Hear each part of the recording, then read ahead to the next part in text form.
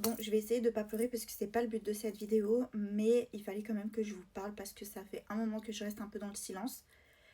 J'ai du mal à faire cette vidéo, je crois que j'y pense tous les jours parce que je suis bien obligée de le faire. Même si en soi, vous allez me dire que je suis pas obligée, mais moi je me dois quand même de vous dire un petit peu ce qui s'est passé. Et il y a beaucoup de commentaires comme ça, de personnes qui n'ont pas suivi, qui n'ont pas compris ou qui me suivent uniquement sur TikTok. Et c'est vrai que j'ai pas vraiment pris la parole dessus, ni expliqué ce qui s'est passé. Mon chat, Oli, nous a quittés il y a à peu près 2 semaines, très subitement. Si vous me suivez sur l'application Fantôme ou appareil photo, vous avez dû voir. Je me suis rapidement expliquée sans rentrer dans les détails parce que c'est très dur pour moi d'en parler. Sans craquer, même quand je suis avec mes proches, j'essaye de pas en parler parce que sinon je peux vite pleurer. Elle nous a quittés très subitement, très rapidement. Franchement, c'est terrible. Elle était atteinte d'une maladie qui s'appelle la pif neurologique. C'est une maladie, c'est un peu comme un coronavirus enfin, c'est un coronavirus pour ceux qui connaissent pas. C'est une maladie qui attaque n'importe quel chat, que ce soit un chat de race ou un chat entre guillemets de gouttière.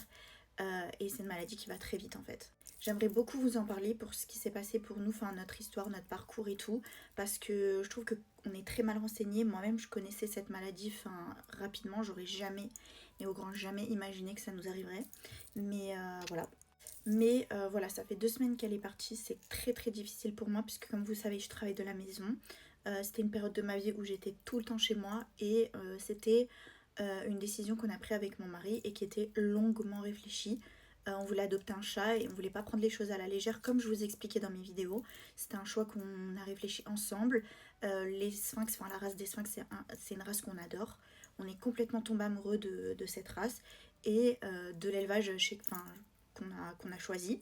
C'est pour ça que c'est très difficile pour moi parce que j'ai l'impression de l'avoir attendu pendant très longtemps et je l'ai eu à la maison que 4 mois. Et en fait, c'est quelque chose qui nous est arrivé en fait et qui nous est tombé dessus.